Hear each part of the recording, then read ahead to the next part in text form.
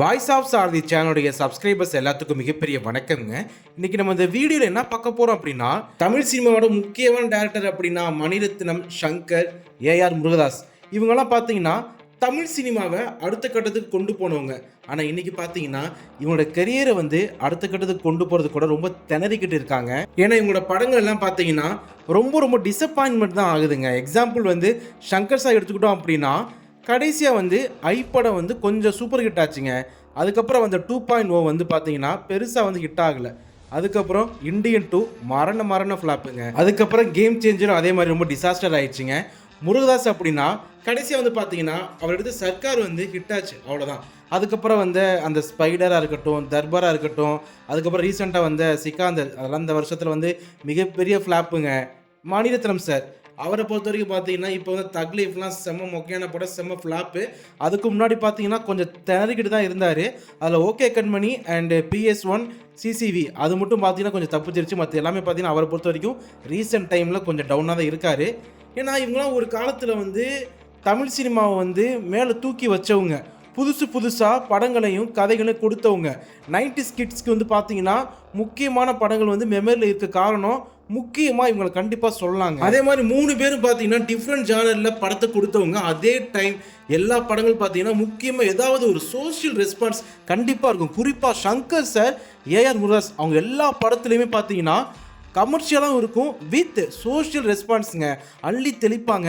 ஆனால் அவங்க இன்னைக்கு காலகட்டத்தில் இந்த 2K கிட்ஸ்லாம் பார்த்தீங்கன்னா ட்ரால் பண்ணுறாங்க, மீன் போட்டு கலாய்க்கிறாங்க. அதெல்லாம் ஏற்றுக்கவும் முடியல, பார்க்கவும் முடியல. ஏன்னா அவங்க ரீசெண்ட் டைமில் கொடுத்த படங்கள் எல்லாமே பார்த்தீங்கன்னா ஃப்ளாப்பில் இருக்குது. ஆனால் இவங்க என்ன மாதிரி படத்தை கொடுத்தவங்க, அந்நியனாக இருக்கட்டும், எந்திரனாக இருக்கட்டும், முருகதாஸுக்கு கஜினியாக இருக்கட்டும், துப்பாக்கியாக இருக்கட்டும், ஏன் ரமணாவும் இருக்கட்டும், கத்தியாக இருக்கட்டும், மணிரத்னை பொறுத்த வரைக்கும் தளபதியாக இருக்கட்டும், நாயகனாக இருக்கட்டும், அக்னி நட்சத்திரமாக இருக்கட்டும், எவ்வளோ படங்கள் தமிழ் சினிமாவில் அப்படி தெளித்தவங்க. இவங்கள தான் நிறைய பேர் இன்னைக்கு வரக்கூடிய யங் டைரக்டர்ஸ் இன்ஸ்பிரேஷனாக எடுத்துக்கிறாங்கல்ல. ஆனால் இன்னைக்கு இவங்க தமிழ் சினிமாவில் டவுன் பேஸில் இருக்காங்க. அட் த சேம் டைம் இவங்களுக்கு கதை எழுத தெரியும், ஸ்க்ரீன் பிளே அமைக்க தெரியும், டைரக்ட் பண்ண தெரியும், அதை எக்ஸிக்யூட் பண்ண தெரியும், பிளாக் பஸ்டர் ஆக்கவுக்கும் தெரியும். எல்லாம் இருந்தும் இவங்க ஏன் இன்னைக்கு படம் ஃப்ளாப் ஆகுது அப்படின்னா கொஞ்சம் யோசித்து செயல்படணுமோ. இன்றைய காலத்து இளைஞர்களுக்கும் இந்த பொண்ணுங்க பசங்களுக்கு அவங்களோட டேஸ்ட் மாறிடுச்சு. ஸோ அவங்களுக்கு ஏற்ற மாதிரி கதை அமைக்கணும் தவிர அந்த பிரம்மாண்டத்தையும் அந்த ப்ரொமோஷனை மட்டும் மேலே கொண்டு வரக்கூடாது.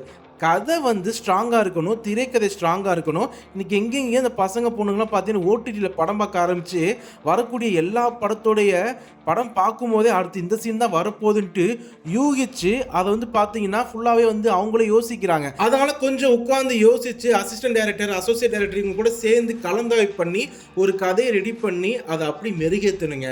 இவங்களால கண்டிப்பாக படம் ஹிட் கொடுக்க முடியுங்க.